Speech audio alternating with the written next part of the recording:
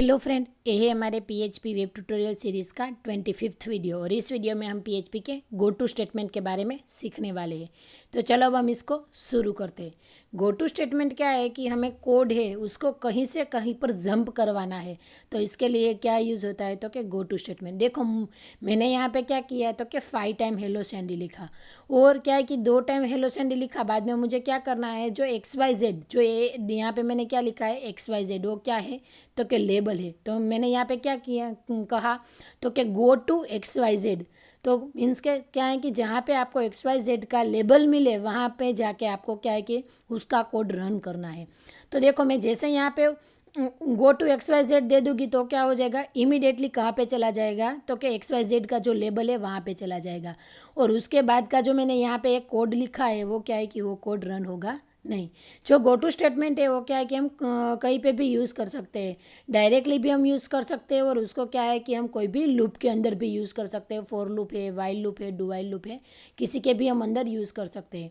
तो चलो अब हम इसका प्रैक्टिकल देख लेते हैं। तो प्रैक्टिकल देखने के लिए क्या है कि जो मेरा VS कोड है वो भी ओपन है और मेरा क्या है कि जेम सर्वर है वो भी स्टार्ट है। मैं यहाँ पे एक फ़ाइल बना लेती हूँ, क्या तो कि v25.php। यहाँ पे PHP का बेसिक कोड लिख लेती हूँ। यहाँ पे मैं लिख देती हूँ हेलो सैंडी।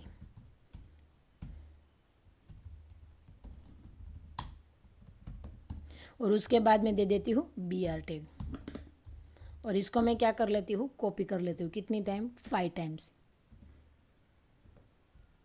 देखो अब मैं इसको रन करती हूँ तो क्या हो जाएगी, सिंपली 5 टाइम्स क्या है कि जो मेरा कोड है, देखो यहाँ गई। तो सिंपली क्या है कि 5 टाइम्स जो मैंने हेलो सैंडी लिखा है वो रन हो जाएगा। यहाँ पे मैं दे देती हूँ सेकेंड के बाद गो टू और यहाँ पे मैं एक लेबल दे देती हूँ।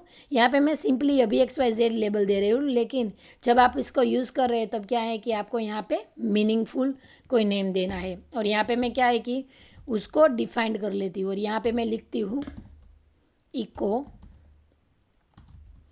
हाय आई एम सैंडी।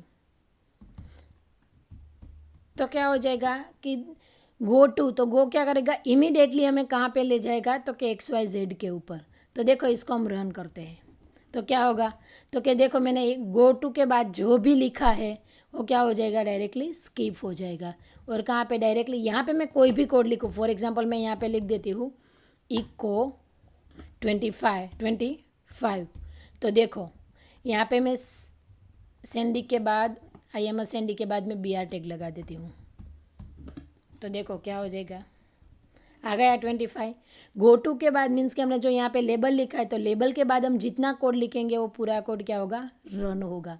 तो देखो गो टू स्टेटमेंट का सिंपली क्या है कि मीनिंग क्या होगा तो क्या हमें कहीं कहीं पर जंप करवाना है तो उसके लिए क्या है कि गो टू स्टेटमेंट यूज होता है। इसके बाद का जो वीडियो है वो किसके ऊपर है तो कि फंक्शंस के ऊपर है, PHP फंक्शंस के ऊपर। तो वो वीडियो भी ज़रूर देखना और ये वीडियो आपको अच्छी लगे तो इसको लाइक और सब्सक्राइब ज़रूर करना। Thank you for watching the video.